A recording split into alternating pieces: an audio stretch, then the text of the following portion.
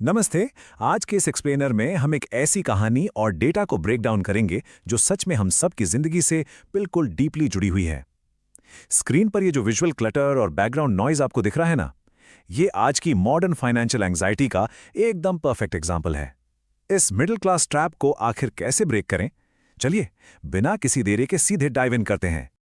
अब ये एक ऐसा सवाल है जो कभी ना कभी हम सबको जरूर सताता है। क्या पूरी लाइफ बस सैलरी टू सैलरी सरवाइव करना पड़ेगा? ये सिर्फ एक लाइन नहीं है, ये एक बहुत गहरा डर है। हमारी इस कहानी की सेंट्रल फिगर अंजलि को भी यही डर लगातार परेशान करता था।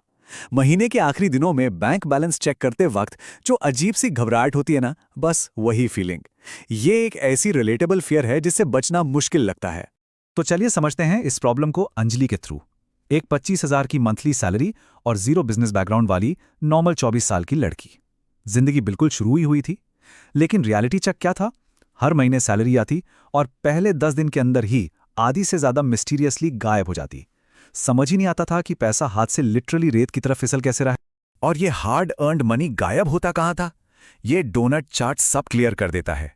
रेंट, ईएमआईज, हर दूसरे दिन की फूड डिलीवरी, ऑनलाइन शॉपिंग और वीकेंड आउटिंग्स। ये बिल्कुल साफ दिखाता है कि कैसे एक Instagram perfect flashy lifestyle maintain करने का प्रेशर किसी की भी एवरेज इनकम को पूरी तरह निचोड़ लेता है। ऐसा लगता है कि सब कुछ नॉर्मल है, पर असल में खजाना खाली हो रहा होता है। असल में इसे हम इंस्टाग्राम इल्यूजन कह सकते हैं। Luxury cafes, latest phones, trips और ब्रांडेड कपड़े। अंजलि को भी यही लगने लगा था कि लाइफ को एंजॉय करने का यही एक नॉर्मल तरीका है। आसपास ऑनलाइन सब इतने खुश जो दिखते थे। कंज्यूमरिज्म के इस जाल में फंसकर हम लोग अक्सर ये मान लेते हैं कि यही स्टैंडर्ड ऑफ लिविंग है और इस स्टैंडर्ड को दिखाना ही सक्सेस है। लेकिन रियलिटी एकदम अलग होती है। अब इस स्क्रीन के डार्क और मिनिमल एस्थेटिक को देखिए। ये बिल्कुल उस जारिंग रियलिटी चेक के जैसा है जो अंजलि को एक बारिश वाली शाम मेट्रो में मिला। उसने कैजुअली अपनी बैंक ऐप ओपन की और बैलेंस था सिर्फ 1842 रुपए, जबकि महीना अभी आधा बचा था। सोचिए, अगर अचानक कोई मेडिकल इमरजेंसी आ जाती तो क्या होता? ये एक पूरा ब्रेकिंग पॉइंट था। उसी रात पहली बार एक सच्ची लेट नाइट फाइनेंशियल ऑडिट की गई। सारा खर्चा पेपर पर रखा गया। कॉफी के 2400, फूड डिलीवरी के 3800, ऑनलाइन शॉपिंग 5000 क्रॉस कर गई, और वो सब्सक्रिप्शंस जो ठीक से यूज भी नहीं होती उनके 1200 अलग। ये नंबर सच में चुभ रहे थे। यहाँ सबसे डरावनी बात यह है कि ये छोटे छोटे लीक्स ही होते हैं जो फाइनेंशियली स्टेबल जहाज को धीरे धीरे डुबा देते हैं और हमें पता तक नहीं चलता। इस डीप एनालिसिस ने एक बहुत बड़ा सच सामने लाकर रख दिया। असली प्रॉब्लम कम सैलरी थी ही नहीं। असली प्रॉब्लम थी एक ऐसी लाइफस्टाइल जिसमें कोई डायरेक्शन नहीं थी। और ये एक बहुत क्रूशियल टर्निंग पॉइंट था।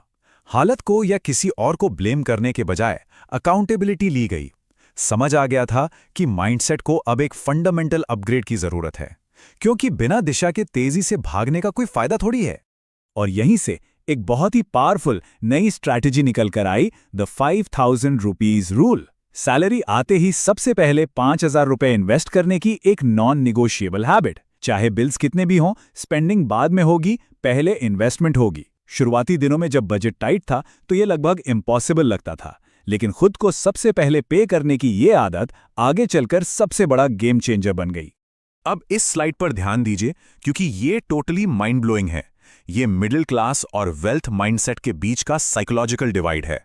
आम सोच क्या होती है? भाई, जब ज्यादा कमाऊंगा तब इन्वेस्ट करूंगा। लेकिन वेल्थी माइंडसेट की अप्रोच एकदम क्लियर और प्रैक्टिकल होती है। मैं जो भी कमा रहा हूं उसमें से पहले इन्वेस्ट करूंगा। ये पूरा का पूरा खेल प्रायोरिटीज का है। इंतजार करने वाले सच में बस इंतजार ही करते रह जाते हैं। सच कहेंगे, ऐसी शुरुआत आसान नहीं होती। जब दोस्तों के वीकेंड पार्टी प्लान्स बन रहे हों तो फोमो, मेरा मतलब है फियर ऑफ मिसिंग आउट, बहुत स्ट्रांग होता है। पर इसे कोर्ट ने दिमाग को बिल्कुल क्लियर रखा। रिच दिखने और रिच बनने में बहुत बड़ा डिफरेंस होता है। इस एक सिंपल सी रियलाइजेशन ने दिखावे के उस सोसाइटी वाले प्रेशर को रेजिस्ट करने की हिम्मत दी। ट्रू वेल्थ और फेक लाइफस्टाइल में जमीन आसमान का फर्क है। तो फिर शुरू हुआ असली नाइटली ग्राइंड। एकदम क्वाइट, एग्जॉस्टिंग, पर बहुत ही एम्पावरिंग। हर रात जब बाकी दुनिया सो रही होती, तब थकन के बावजूद 2 घंटे इन हाई इनकम स्किल्स पर लगातार काम होता। Digital marketing, freelancing, communication skills और फाइनेंस के बेसिक्स। शुरू में मोटिवेशन गिरता था, पर दिल में एक कॉन्फिडेंस था कि आज की ये मेहनत फ्यूचर की आज़ादी ज़रूर बनाएगी। और लगभग 6 महीने बाद रिजल्ट क्या आया?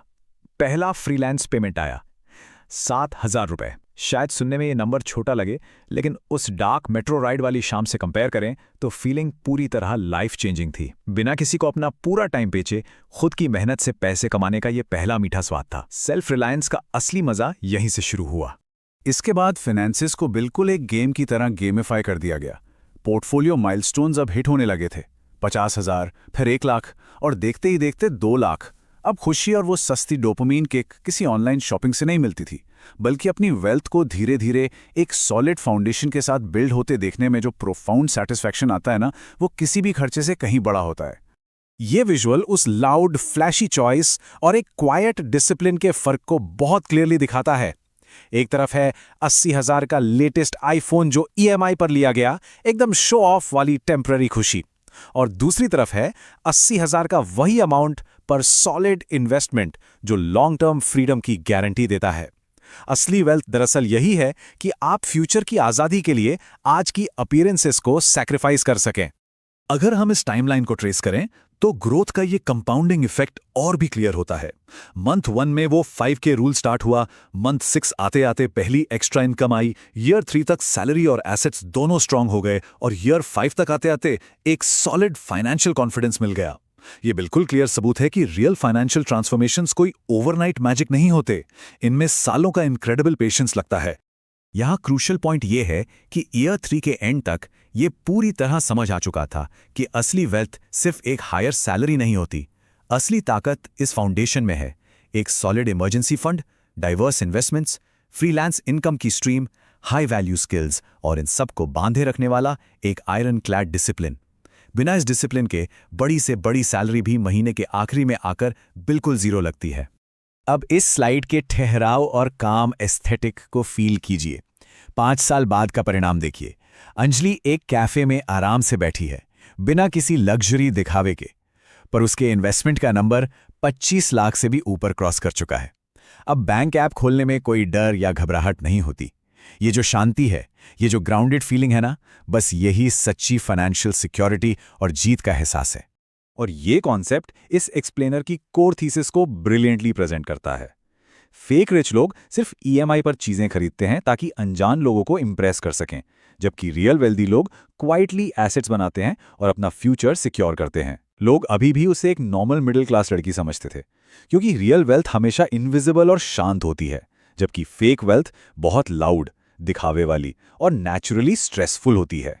तो इस डीप डाइव से हम क्या एक्शनेबल स्टेप्स ले सकते हैं जो आज अभी से शुरू हो सके, सैलरी चाहे 20,000 हो या 30। स्टेप 1, कंसिस्टेंट इन्वेस्टिंग का स्ट्रिक्ट कमिटमेंट। स्टेप 2, इमोशंस को हटाकर स्मार्ट डेटा ड्रिवन डिसीजंस लेना। स्टेप 3, डिलेड ग्रेटिफिकेशन, यानी कल की आज़ादी के लिए आज की छोटी खुशी को पोस्टपोन करना। और स्टेप 4, लॉन्ग टर्म पेशेंस, क्योंकि कंपाउंड इंटरेस्ट सिर्फ पैसों पर नहीं, हमारी आदतों पर भी उतना ही स्ट्रांगली काम करता है। इस पूरे सफर को हम इस एक प्रवोक करने वाले और मेमोरेबल थॉट के साथ रैप अप करते हैं। एक दिन जब उनकी मॉम ने पूछा कि वो पैसे को लेकर इतनी रिलैक्स्ड और टेंशन फ्री कैसे रहती हैं, तो अंजलि ने हल्की सी स्माइल के साथ कहा, क्योंकि अब मैं पैसे के लिए काम नहीं करती, अब पैसा मेरे लिए काम करता है। तो जरा सोचिए, हम सब अपने पैसे के साथ कैसा रिश्ता बना रहे हैं। फेक रिच दिखने का जाल तोड़ना ही पड़ेगा।